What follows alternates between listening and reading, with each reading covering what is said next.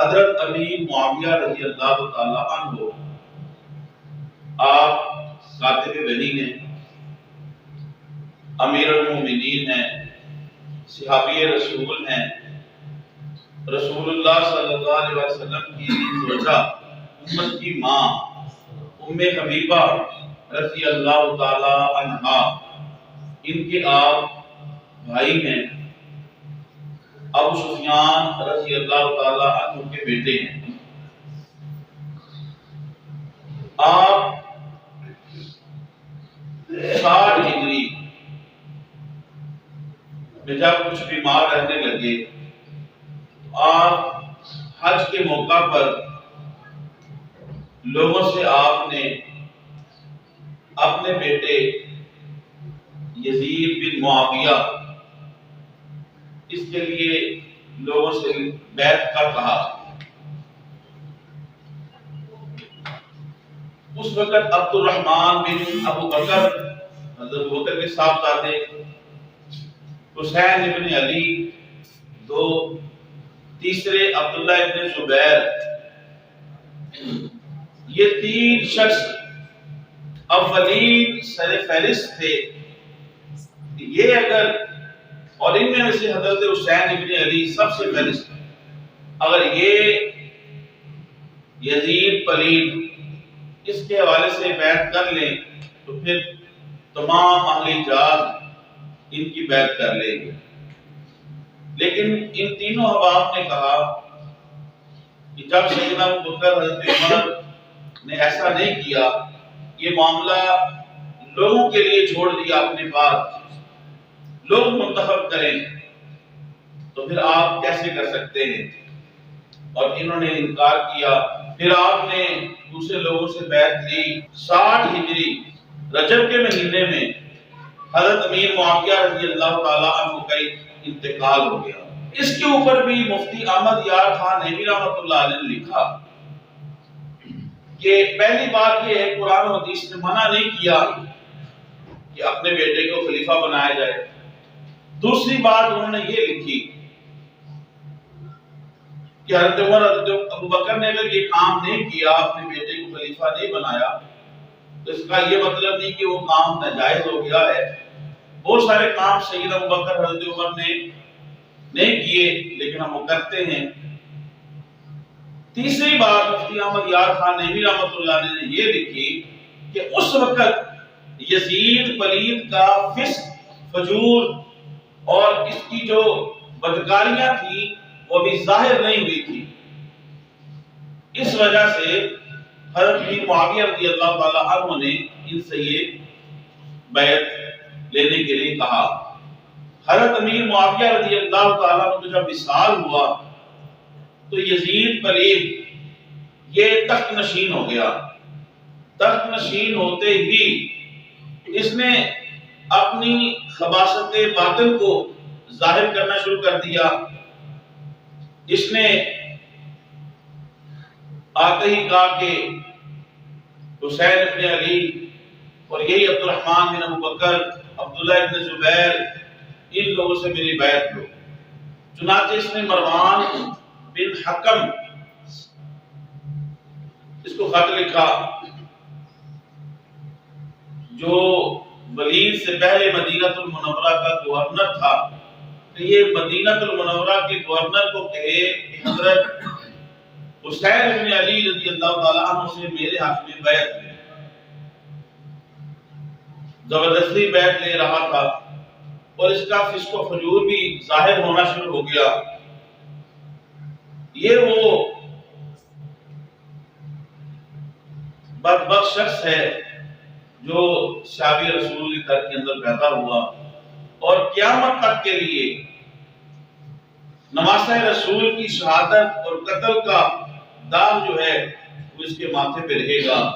اللہ اور اس کے رسول سے قیامت کے دن یہ مسئول ہوگا، سوال کیا جائے گا اس سے کہ اس کی سرپرستی کے اندر یہ سب کچھ ہوا ہے۔ اور پھر اس نے بدبختیاں بھی کی جب اس کے دربار میں سر پرانوار حسین لایا گیا۔ مختصر یہ کہ کہا کہ مروان نے کہا ولید گورنر مدینہ کو کہ ان سے بیعت لو، اور اگر یہ بیعت نہ کریں تو نعوذ باللہ فوراً ان کا کام تمام کر دو۔ حضرت حسین بن علی رضی اللہ تعالیٰ عنہ کو بلایا گیا اور کہا کہ آپ بیعت لیں۔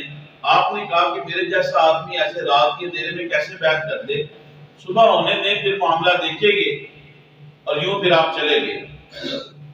مروان نے ولید کو بڑا برا بلا کہا کہ تم نے حسین بن علی کو کیوں چھوڑ دیا ہے، اور حضرت عبداللہ بن زبیر یزید کی بیعت کے اندر رکاوٹ تھے، یہ ایک دن پہلے ہی مدینہ شریف چھوڑ کے مکہ المکرمہ چلے گئے تھے۔ حضرت امام الشہداء حضرت امام حسین رضی اللہ تعالیٰ عنہ، اب آپ کو معلوم ہو چکا تھا کہ مدینہ شریف شہر رسول میں، حضور کے شہر میں رہنا میرا مشکل ہو گیا ہے۔ آپ نے ہجرت کا وہاں سے ارادہ کر لیا، آپ وہاں سے روضہ پرانوارے رحمت کونین صلی اللہ علیہ وسلم کے روضہ پرانوار پہ حاضر ہوتے ہیں، حاضر ہو کے عرض کرتے ہیں کہ نانا جان، میں کبھی بھی آپ کے شہر کو اور آپ کے روضہ پرانوار کو نہیں چھوڑتا، لیکن اب یزید ولید نے میرا یہاں پہ رہنا دشوار کر دیا ہے، آپ اجازت لیتے ہیں۔ اسی طرح پھر اپنی والدہ سیدہ طیبہ عابدہ زاہدہ سلام اللہ علیہا، ان کے مزار پرانوار پہ جنت البقیع میں حاضر ہوتے ہیں۔ اللہ تعالیٰ ان کو نور اور مبارک ساتھوں کے صدقے ہمیں بار بار جنت البقیع اور ان نفوس قدسیہ کے مزارات کی اللہ تعالیٰ زیارت اور حاضری کی نصیب فرمائے گا۔ آپ بقیع پاک کے اندر سلام اللہ علیہا سیدہ پاک خاتون جنت کی بارگاہ میں حاضر ہوتے ہیں، اپنی والدہ کے پاس وہاں پہ سلام عرض کرتے ہیں، دعائیں کرتے ہیں، اور روضہ رسول میں بھی حاضر ہوتے ہیں۔ انہی حاضریوں کے درمیان آپ کی آنکھ لگتی ہے تو آپ کو رسول اللہ صلی اللہ علیہ وسلم کی زیارت نصیب ہوتی ہے، اور حضور فرما رہے ہیں کہ بیٹا اب جلد ہی میرے پاس تم آنے والے ہو اور صبر سے کام لینا۔ چنانچہ آپ حاضری دے کے اب مدینہ المنورہ سے آپ روانہ ہوتے ہیں تو مکہ المکرمہ کے لوگ آپ کا بڑا ادب کرتے تھے، بے پناہ آپ کا ادب کیا، استقبال کیا۔ آپ جب وہاں پہ پہنچے، ادھر حضرت امیر معاویہ رضی اللہ تعالیٰ عنہ وصال کر چکے تھے، تو پھر جو اہلیان محبان علی تھے، اہلیان محب اہل بیت تھے، انہوں نے خط بھیجنا شروع کیے۔ بعض روایات کے مطابق پے در پہ 53 خطوط گئے، بعض روایات کے مطابق 150 بھی زیادہ خطوط گئے، پے در پہ کہ آپ جلد تشریف لائیں، ہم آپ کی بیعت کرنا چاہتے ہیں، آپ سے دین کا علم سیکھنا چاہتے ہیں۔ اب آپ کا علمی، روحانی، اسلامی، مذہبی فریضہ بن چکا تھا کہ آپ وہاں پہ جاتے، اب اتنے لوگ آپ کی محبت پہ منتظر ہیں۔ آپ نے وہاں پہ خط لکھا کہ میں آنے سے پہلے اپنے چچا زاد بھائی امام مسلم بن عقیل، ان کے 2 بیٹے تھے اون اور ابراہیم، ان کو بھی ساتھ بھیجتا ہوں، اور یہ تحقیق کر کے پھر مجھے آگاہ کرتے ہیں تو پھر میں حاضر ہوتا ہوں۔ چنانچہ حضرت امام مسلم بن عقیل رضی اللہ تعالی عنہ اور ان کی دونوں صاحبزادے مکہ المکرمہ سے یہ کوفہ کی طرف روانہ ہوتے ہیں کہ وہاں پہ جا کے حالات دیکھیں۔ جب آپ گئے تو آپ کا تعلق اہل بیت سے تھا، لوگوں نے بڑا ادب کیا، بے پناہ محبتیں دی، استقبال کیا، کئی ہزار لوگوں نے، لاکھوں سینکڑوں لوگوں نے بیعت کر لیا آپ کے ہاتھ میں۔ جب آپ نے بیعت کی تو اس وقت کوفہ کے گورنر تھے حضرت نعمان بن بشیر، صحابی رسول تھے، اہل بیت کی محب تھے۔ آپ نے کوئی رخنہ اور رکاوٹ نہ ڈالی۔ جب آپ نے کوئی رخنہ اور رکاوٹ نہ ڈالی، لوگ پہ در پہ آپ کے بیعت ہو رہے تھے، اس وقت یزید کا حامی شخص اور اہل بیت کا دشمن، اس نے خط لکھا یزید کو کہ یہاں پہ تو حالات بدلتے جا رہے ہیں، اگر تم چاہتے لوگ تمہاری بیعت کریں تو فوراً نعمان بن بشیر رضی اللہ تعالیٰ عنہ ان کو معذور کرو، اور معذور کر کے یہاں پہ سخت گورنر بھیجو جو ان سے سختی کرے۔ چنانچہ فوراً ہی یزید نے عبید اللہ ابن زیاد، اس کو جو سخت ترین آدمی، بدترین بدخلق آدمی تھا، اس کو جو ہے نعمان بن بشیر رضی اللہ تعالیٰ عنہ گورنر کوفہ، ان کو معذور کر کے معطل کر کے ان کو وہاں پہ جو ہے وہ لگایا۔ اب یہ باتیں اس لیے میں آپ کو بتا رہا ہوں، آپ سوشل میڈیا پہ یا دیکھیں گے سنیں، بعض وقت لوگ یزید کو امیر المومنین کہہ رہے ہیں، بات کہہ رہے کہ وہ تو وہاں پہ تھا ہی نہیں، اس کو بری کرنے کی تو کوشش کرتے ہیں، تو خارجی اور ناسبی ہونے کی جو ہے وہ علامتیں اپنے اندر بتاتے ہیں۔ یزید جو ہے وہ مسئول ہوگا، اس بارے میں پوچھا جائے گا، اور قتل حسین اور خانوادہ رسول اور محبان اہل بیت کا جو شہادت ہے، تمام کا جو ذمہ داری ہے اس کے کندھے کے اوپر ضرور آتی ہے۔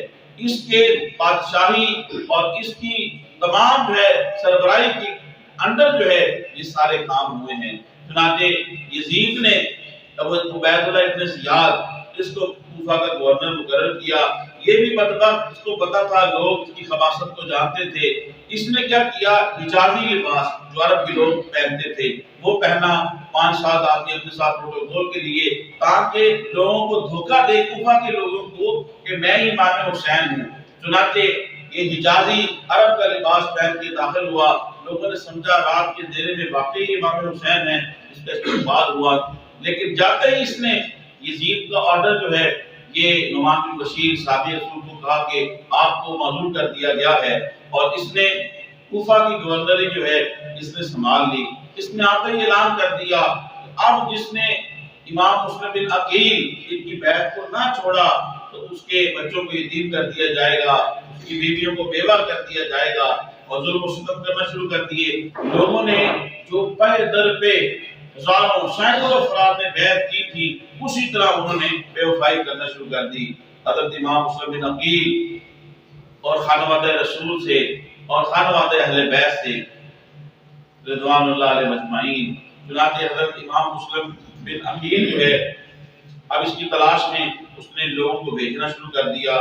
یہ شخص جو ہے وہ ان کا اور اہل بیت کا محب بن کے مسجد میں آیا، اور اس نے پھر کہا کہ مجھے بتاؤ کہ امام مسلم بن عقیل کہاں پہ ہیں، تو آپ کسی گھر کے اندر پناہ گزین تھے۔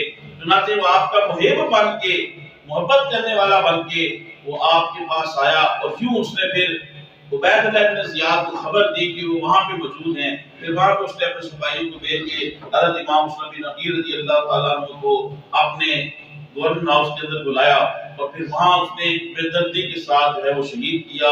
ایک لمبی داستان ہے، لیکن میں آپ کو صرف یہ ہسٹری بتانا چاہتا ہوں۔ چنانچہ آپ کو چھت پہ لے گیا اس محل کی، اور اس بدبخت نے آپ کو بے دردی کے ساتھ زخموں سے چور چور کیا، شہید کیا، اور آپ کی لاش مبارک جو ہے وہ اس نے یوں جو ہے وہ چھت سے پھینک دیا، نعوذ باللہ من ذالک۔ اسی طرح پھر آپ کے بچوں کی تلاش کی گئی، اون اور ابراہیم مسلم بن عقیل، ان کو تلاش کرتے کرتے اس کو بھی جو ہے لالچ دیا ہوا تھا، جو پکڑے گا اس کو انعام ملے گا۔ چنانچہ جس گھر کے اندر وہ پناہ گزین تھے اسی گھر کا وہ مالک تھا۔ بدبخت تلاش کرتا کرتا اسے اپنے گھر کے اندر ہی اون و ابراہیم مل گئے۔ چنانچہ اس نے ڈھونڈ کے ان کو بے دردی کے ساتھ قتل کیا، ان کی لاشوں کو دریا پھونک کر دیا، اور ان کے سروں کو لے کے جو ہے وہ عبید اللہ ابن زیاد کے پاس آ گیا۔ وہ بدبخت جب وہ عبید اللہ ابن زیاد کے پاس آیا تو عبید اللہ ابن زیاد نے اسے سے کہا، میں نے تمہیں کب کہا تھا کہ انہیں مار کے لے کے آؤ، کیونکہ میں نے یزید کو یہ پیغام بھیجا ہے کہ آپ کا حکم ہو تو میں زندہ لے آؤں۔ اگر یزید نے کہہ دیا کہ تمہیں مار کے کیوں لائے ہو تو پھر میں کیا جواب دوں گا؟ تو یہ وہ ساری باتیں ہیں کہ یزید اس سارے معاملے سے بری ذمہ نہیں ہو سکتا۔ وہ اللہ اور اس کے رسول کی بارگاہ میں قتل حسین اور خانوادہ رسول اور محبان اہل بیت اور شہداء کربلا کے بارے میں وہ مسئول ہوگا، پوچھا جائے گا اس سے سارا، وہ اس سارے معاملے سے اسے بری ذمہ نہیں قرار دیا جا سکتا۔ اور کجا پھر اسے امیر المومنین کہنا اور کجا نعوذ باللہ اسے رحمت اللہ کہنا، یہ بدبختی ہے، اور اہل بیت اور حضور کے ساتھ یہ بے وفائی ہے۔ اللہ ابن زیاد نے بھی اسی طرح اس کو قتل کر دیا کہ تو نے میرے بغیر مجھے ایسا کیوں کیا ہے۔ یہ نہ خدا ہی ملا، نہ وصال صنم، نہ ادھر کے رہے نہ ادھر کے رہے، اسے دنیا کے اندر ہی بدبخت کو، اس بدبخت عبید اللہ ابن زیاد کے ہاتھ جو ہے وہ سزا مل گئی۔ اب مسلم بن عقیل اور ان کے دونوں بچے جو ہیں وہ شہادت پا چکے تھے۔ ان کو پناہ دینے والے ہانی بن عروہ، ان کو بھی شہید کر دیا گیا تھا۔ جو بھی ان کا نام لیتا اسے مارا جاتا، ظلم و ستم کیے جاتے۔ ادھر حضرت امام مسلم بن عقیل رضی اللہ تعالی عنہ ایک خط لکھ چکے تھے کہ آپ مکہ المکرمہ سے جلد ہی کوفہ آ جائیں، یہاں پہ تو ہزاروں لوگوں نے میری بیعت کر لی ہے اور لوگ بڑے آپ سے محبت کرنے والے، حالات اس وقت سازگار تھے، آپ نے فوراً خط لکھ دیا۔ وہ خط جو ہے حضرت امام عالی مقام کے پاس پہنچ چکا تھا، آپ بھی وہاں سے روانہ ہو چکے تھے۔ جب آپ وہاں سے روانہ ہوئے، جب بالکل آپ کربلا کے قریب پہنچ چکے تو آپ کو خبر معلوم ہوئی کہ حضرت امام مسلم بن عقیل آپ کے چچا صاحب بھائی کو بے دردی کے ساتھ شہید کر دیا گیا ہے، ان کے بیٹے انہوں ابراہیم کو شہید کر دیا گیا ہے، ان سے محبت کرنے والے ہانی بن عروہ کو شہید کر دیا گیا ہے۔ تو آپ بار بار انا للہ و انا الیہ راجعون پڑھتے تھے۔ بہرحال حالات بدل چکے تھے لیکن آپ بالکل قریب پہنچ چکے تھے۔ یاد رکھیے حضرت امام حسین رضی اللہ تعالیٰ عنہ کی شہادت کوئی اچانک نہیں ہوئی، بلکہ اہل بیت خانوادہ رسول خود امام حسین اور رسول اللہ صلی اللہ علیہ وسلم کو یہ معلوم تھا کہ آپ کا بیٹا شہید کیا جائے گا۔ اس لیے جب بچپن میں رسول اللہ صلی اللہ علیہ وسلم اسنین کریمین میں سے حضرت امام حسین کو اٹھاتے تو آپ کی آنکھوں سے آنسو جاری ہوتے، جب پوچھا جاتا تو آپ فرماتے میری عمر میرے اس بیٹے کو شہید کر دے گی، اور پھر اس جگہ کو وہ جگہ بھی آپ کو دکھائی گئی اور نشانیاں بھی آپ کو بتائی گئی۔ چنانچہ آپ نے رسول اللہ صلی اللہ علیہ وسلم کی زبان اقدس سے یہ بار بار سن رکھا تھا، لیکن آپ کا وہاں پہ جانا ایک مذہبی فریضہ تھا اور اسلامی فریضہ تھا۔ لیکن آپ یاد رکھیے وہاں پہ جنگ کے لیے نہیں گئے، نہ لڑائی جھگڑے کے لیے گئے، آپ کو تو بلایا گیا وہاں سے دھوکے کے ساتھ، اور پھر وہاں پہ آپ کے ساتھ یہ دھوکہ کیا گیا۔ جب آپ کربلا کے قریب پہنچے، ہر جو ہے یہ ہزار کم و بیش بندوں کا لشکر لے کے اس نے آپ کو گھیرا ڈالا، ہی نے آپ کو گھیرا ڈال کے جو ہے وہ کربلا کی سرزمین کے اوپر لایا اور وہیں پہ پھر خیمے لگے۔ حضرت امام حسین رضی اللہ تعالی عنہ آپ جب کربلا کی سرزمین کے اوپر پہنچ چکے، 7 محرم الحرام کو آپ کے اوپر جو ہے انہوں نے پانی بند کر دیا۔ اب آپ نہ مانے تو پھر 7 محرم کے اوپر پانی بند کیا گیا، اس لیے تاکہ سختی کی وجہ سے، پیاس کی وجہ سے ہی آپ اس کی بیعت کر لے، لیکن آپ کی رگوں کے اندر خون رسول تھا، چنانچہ آپ اور آپ کے خانوادے نے جو ہے بالکل اس سے جو ہے وہ گریز کیا۔ مختصر یہ جب 9 محرم الحرام کی شام ہوئی رات، تو یزیدی لشکر ابن زیاد اس کے اندر اور بھی فوجوں کو منگا لیا تھا، اس کے اندر ابن سعد، چنانچہ سارے لوگ وہاں پہ جمع تھے۔ 9 محرم الحرام کو جب انہوں نے خانوادہ رسول محبان اہل بیت کے اوپر جب حملہ کیا، حضرت امام حسین رضی اللہ تعالیٰ عنہ اور دیگر خانوادہ رسول نے کہا کہ ہمیں ایک رات کی طرح مہلت دی جائے۔ مہلت آپ نے اس لیے مانگی کہ آپ نے جب وہ چلے گئے کہ ایک رات کی مہلت دی، پیچھے ہٹ کے فوجیں، تو آپ نے اپنے ساتھ جو لوگ تھے ان کو اکٹھا کیا اور کہا کہ یہ صرف میری جان کے در پہ ہیں، اگر تم جانا چاہتے ہو تمہیں اجازت ہے، میں تم سے کوئی ناراض نہیں ہوگا۔ اس لیے آپ نے مہلت مانگی کہ میری وجہ سے دیگر لوگ شہید نہ ہوں، چونکہ یہ صرف میری بیعت کرنا چاہتے ہیں کہ حسین ابن علی اگر بیعت کر لے گا تو پھر یہ سند ہو جائے گی قیامت تک کے لیے، اور بالخصوص اب تمام اہل حجاز بخوشی جو ہے وہ مجھے امیر المومنین تسلیم کر لیں گے، یار تم جانا چاہتے تو چلے جاؤ۔ لیکن کوئی ایک شخص کی ایسا نہ تھا جو وہاں سے گیا ہو، اور انہوں نے کہا ہماری جان مال ہر شے جو ہے خانوادہ اہل بیت اور آپ کے اوپر جو ہے وہ قربان ہے، اس لیے آپ نے مہلت مانگی۔ 10 محرم الحرام 61 ہجری یہ وہ دن تھا جب کربلا کی تپتی ہوئی ریت کے اوپر ان پھولوں کو مسح کیا گیا جنہیں رسول اللہ صلی اللہ علیہ وسلم سونگا کرتے تھے۔ آپ صلی اللہ علیہ وسلم ان کے ہونٹوں کو ایسے چوستے جیسے کھجور کو چوسا جاتا ہے۔ آپ صلی اللہ علیہ وسلم ان کی گردن، ان کے لبوں کے اوپر بوسے دیا کرتے تھے جہاں پہ بدبختوں نے جو ہے وہ خنجر چلائے۔ ایسے بدبخت تھے، ادھر اذان ہوتی ہے، حسین حسین کے خیموں کے اندر بھی اذان ہو رہی ہے، اور بدبخت حسین کے نانا کا نام لے کے وہاں کی اذانیں پڑھ کے نمازیں پڑھ رہے ہیں۔ ایسے بدبخت اور بے وفا شخص تھے۔ حضرت حسین کریمین رضی اللہ تعالیٰ عنہ ان کے خانوادے کو ایک ایک کر کے جو ہے انہیں شہادت نصیب ہوئی۔ حضرت امام حسین رضی اللہ تعالیٰ عنہ اور دیگر شہداء کربلا اور محبان اہل بیت انہوں نے صبر کے ساتھ دامن تھامے رکھا، بھوک پیاس کو برداشت کیا، بھوک پیاس کی شدت کے باوجود جو ہے کئی کوفیوں کو واصل جہنم کیا. آپ بار بار اتمام حجت کے لیے انہیں واز کرتے, تمہیں معلوم ہے میں کون ہوں, میں نواسہ رسول ہوں, تمہیں معلوم ہے میں کون ہوں, جگر گوشائے بطول ہوں, خاتون جنت, جنت کے وارثوں کی سردار, جنت کے عورتوں کی سردار, خاتون جنت کا بیٹا ہوں, حضرت علی امام الاولیاء کا بیٹا ہوں. لیکن بدبختی سوار تھی, ان بدبختوں نے جب محبان اہل بیت, خانوادہ رسول, سید الشہداء امام حسین رضی اللہ تعالی عنہ, یہ کربلا کے بعد کے واقعات, ان کو جب شہید کر دیا گیا تو ابن سعد ملعون اس نے کیا کیا کہ یزید کی فوج کے جو بندے واصل جہنم ہوئے تھے, اس بدبخت نے ان کی نماز جنازہ پڑھی, جن کے نواسے کو قتل کیا, ان کے نانا کے شریعت کے اوپر عمل کر رہے بدبخت, اور ان کے اوپر جو نمازیں پڑھی, اور خانوادہ اہل بیت کی وہ پیارے پھول جن کے لیے رسول اللہ منبر مسجد نبوی کو چھوڑ دیا کرتے تھے, خطبہ چھوڑ دیا کرتے تھے, آپ نیچے اتر جایا کرتے تھے,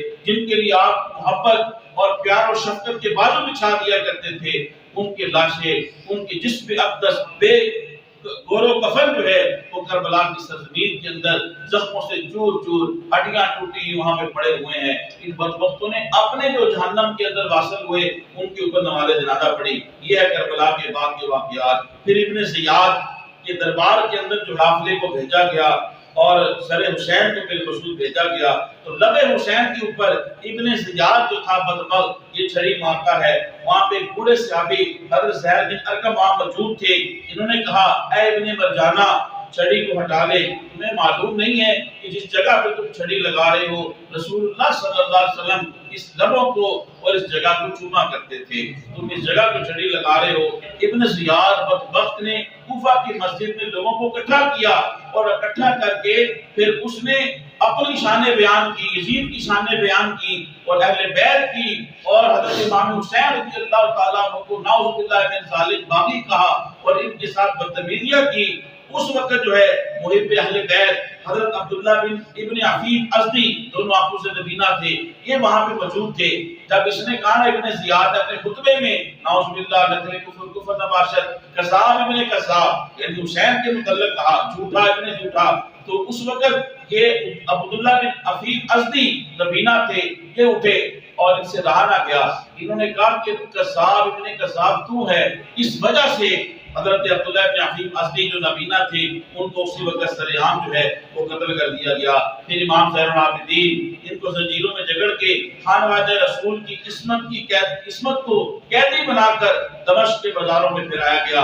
اس وقت جب سر حسین آپ کے نیزے کے اوپر تھا اور کوفہ کے بازاروں میں وہ لشکر جا رہا تھا, تو اس وقت ایک شخص قرآن کی آیت تلاوت کر رہا تھا, ام حسبت ان اصحاب الکهف والرقیم كانوا من آیاتنا عجبا, جس کا ترجمہ اور مفہوم یہ ہے کہ اصحاب کہف کا واقعہ بھی کتنا عجیب ہے, اصحاب کہف کا واقعہ بھی کتنا عجیب ہے.